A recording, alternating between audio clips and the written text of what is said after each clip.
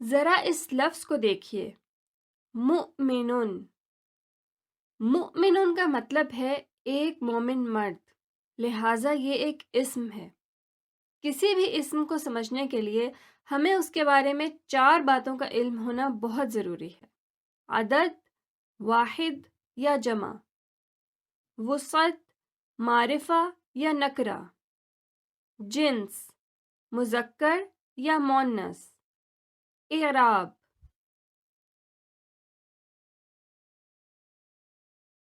کیونکہ مؤمن کا مطلب ہے ایک مومن مرد، اس لیے یہ اسم واحد ہے۔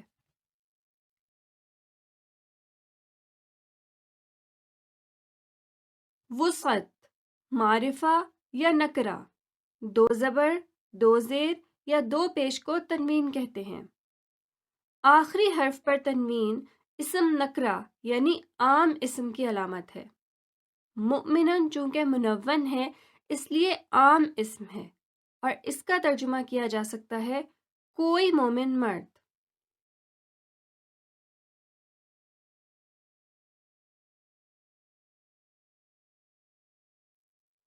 جنس، مذکر یا مؤنث۔ مؤمنن مذکر ہے کیونکہ مؤمنتن یعنی ایک مومنہ عورت مؤمنن کی مؤنث ہے۔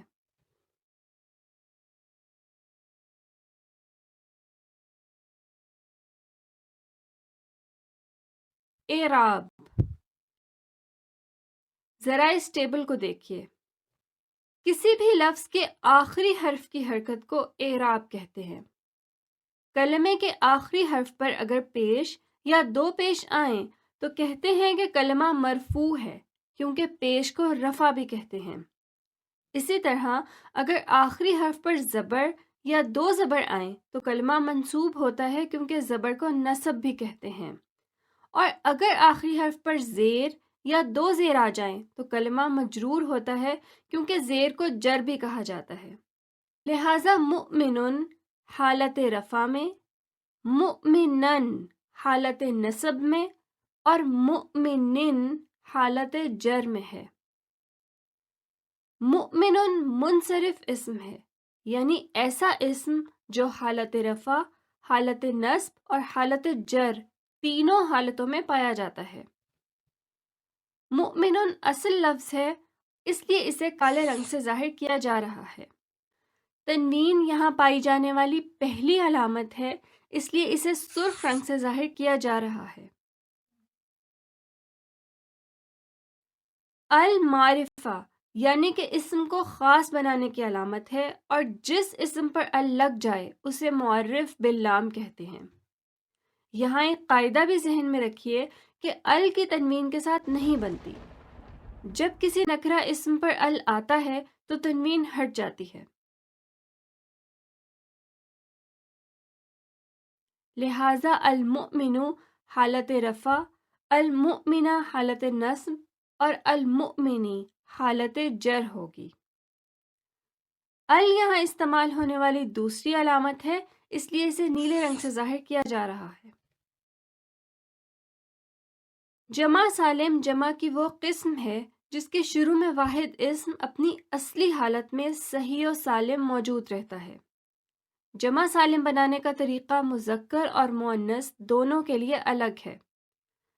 چونکہ مؤمنون مذکر ہے اس لیے ہم جمع سالم مذکر کی بات کرتے ہیں۔ حالت رفع میں واو نون زبر کے اضافے سے جمع سالم بن جاتی ہے، جیسے کہ المؤمنون، لیکن حالت نصب اور حالت جر دونوں میں آخری حرف کو زیر دے کر یا نون زبر لگانے سے جمع سالم بنتی ہے، جیسے المؤمنین، المؤمنین۔ لہٰذا المؤمنین کا مطلب ہوا بہت سارے حقیقی مومن۔ یہ حقیقی ال کی وجہ سے ہے، یعنی خاص مومن۔ یا نون یہاں استعمال ہونے والی تیسری علامت ہے، اس لیے اسے جامنی رنگ سے ظاہر کیا جا رہا ہے۔ اس تشریح کے بعد ہمارے لیے سورۃ الحجرات کی آیت نمبر 9 کے لفظ نمبر 4 اور 5 کو سمجھنا بہت آسان ہو گیا ہے۔ من المؤمنین،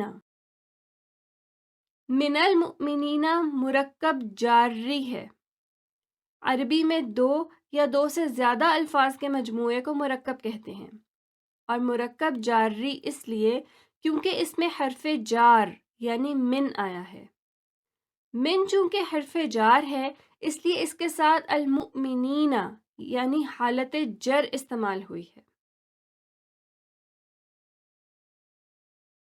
من کا مطلب ہے سے، من ابتدا کو ظاہر کرتا ہے، من اصل لفظ ہے اور اسے بھی کالے رنگ سے ظاہر کیا جا رہا ہے، لہٰذا من المؤمنین کا مطلب بنا مؤمنین میں سے۔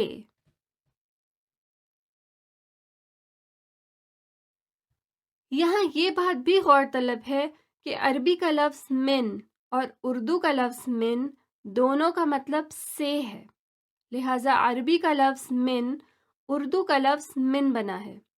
اردو میں اس کا ایک استعمال من جانب اللہ بھی ہے۔